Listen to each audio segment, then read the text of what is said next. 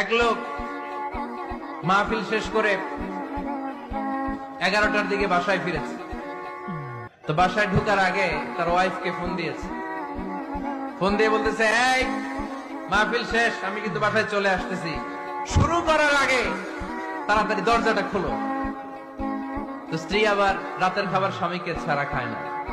তো স্ত্রী দরজা খুলে দাঁড়ায় আছে, স্বামী বেচারা আসছে। আসার পরে স্ত্রীকে বলতেছে, এই শুরু করার আগে রাতের খাবার দিয়ে দাও, খেয়ে নেই। তো স্বামী ওয়াশরুম থেকে ফ্রেশ ট্রেশ হয়ে আসছে, স্ত্রী বেচারিও ডাইনিং টেবিলে খাবার দিয়েছে। এবার স্বামীও খেতে বসেছে, স্ত্রীও খেতে বসেছে। স্বামী আবার বলতে আরম্ভ করছে, শুরু করার আগে ফ্যানটা ছাড়ো, খুব গরম লাগতেছে। এবার তো স্ত্রী রেগে মেগে আগুন, কি আসার পর থেকে শুরু করার আগে, শুরু করার আগে, শুরু করার আগে, কি শুরু করার আগে? স্বামী বলতেছে, এই তো শুরু হয়ে গেল।